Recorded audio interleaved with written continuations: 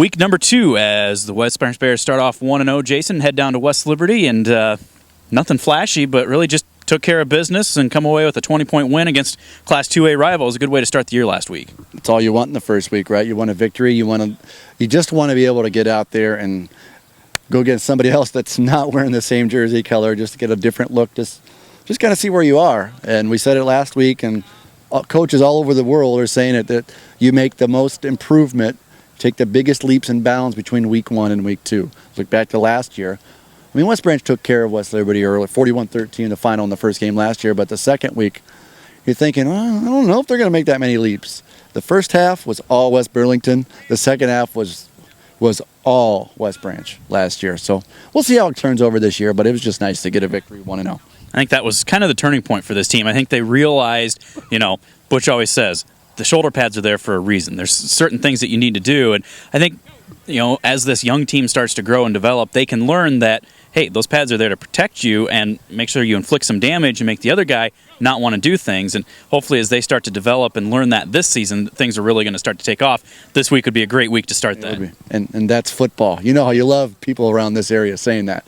But this is a big week. First of all, it's the first home game. It's throwback jersey night. Get rid of all that extra stuff, so to speak. It's great that we're going to pay homage to, team of the past from 1969. I mean, that's great. And I mean, those guys deserve 46, 47 years later to be recognized. That's awesome. But on the field, there's a tall task at hand. You're going to hear it said. I'm sure you're going to say it on the Bearcast on Friday night, and said everybody in the world's going to say it when they play this year against West Burlington. You're playing against a running back who is the single most. He's the fastest kid in the state of Iowa in high school at any level of high school football and sports. Isaiah Trousel is the guy single-handedly almost won West Burlington Notre Dame the state track last year. He won every event that he touched, 3 out of 4, I should say. They set state meet records for that class, or overall state meet records. He's a pretty special athlete. They got a few other guys thrown in there too, but he's going to be the focal point, and the Bears need to know where he's at. And you got to put a helmet on him, or not a helmet, but a shoulder pad on him once in a while, just to let him know you're there. Well, and we talked about it last year when we saw him, and make him go vertical. Go sideline to sideline, because you're not quite as quick when you're shuffling, but when he gets that top line, 100-meter dash, he'll beat anybody. Going, sideways, a lot of guys can run him down that way. He could run a 4.2 40 going this way. If he's going 4.2 this way, you could be running a 6-flat 40 like you and I with the right angle. You're going this way, you're going this way. You got a couple guys pursuing. It's going to be a lot easier to catch a kid. I mean, and that's what happened last year. Outside of one run, Matt Shaver not around to catch up to him this year. Outside of one run he got last year, the Bears pretty much bottlenecked him. And we talked again. You brought it up, and we talked about that on our pregame. Is getting him going horizontally, you're going to have a shot at him. Getting him going this way, there aren't many guys in West Branch or West Virginia. They're going to be able to catch that kid if he gets going. Well, and you look, they've got a new quarterback this year, sophomore, that came up. He was, I think, 7-12, 120 yards or so. So, I mean, willing to throw the football, and they've got some decent receivers. You look at the Snodgrass brothers, 6'2" and 6'6". I mean, look out, just toss it up, and it's going to be a jump ball. So, you got to pay attention to that as well. You can't put 8 guys, 9 guys, 10 guys focusing on 28. You got to pay attention to this whole team. And you got 2 other guys. I mean, Rel Greer had a 57, I think, yard reception. He's a quick kid. He's on some of their relayed state championship teams.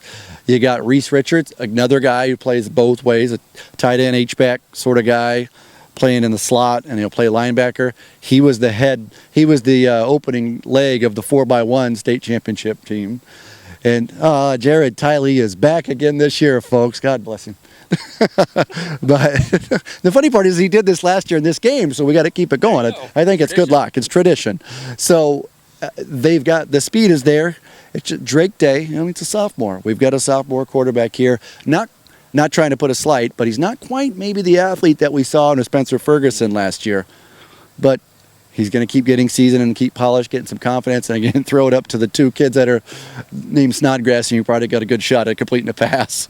Well, you've got a 1A school taking on a 3A school, and you can talk about that. You've got some advantages with some numbers and some depth and whatnot, but at the same time, you come out here, that field's going to be 52 yards across, 100 yards long, so it really doesn't matter. 11 on each side. 11 on each side. They're all 16, 17, 18 years old. So once that whistle sounds, it doesn't matter what size the school is. You've got high school kids ready to play some ball. And you got kids in West Branch that are excited to get downtown, get on the field at Little Rose Bowl for the first time under the lights. You know, the weather looks fantastic. Forecast looks fantastic, so there won't be any complaints there. But it's still 11 on 11, and, you know, you start to build a little, one team gets a little momentum, you start to see teams fall off, and I don't know. We'll just see how it goes. I'm just excited to get back to the Little Rose Bowl, Stephen. A quality opponent, a 3A opponent, and it'll really help serve the Bears well to kind of give them an idea of really where they are to see this speed as we're going forward into the district play a week and a half from now. That's the key. Final non-district game for the Bears, as then we get ready next week to head up to Jessup to start things in Class 1A District 3 action. So 7:30 will be the kickoff at the Little Rose Bowl. Head out to catch the fresh off at 5 o'clock if you have a chance. If you can't make it, listen to the Bearcast. We'll go on at 7 and have all of the action. Quinny Flugie and I will be there for it. Join us right here, westbranchfootball.com.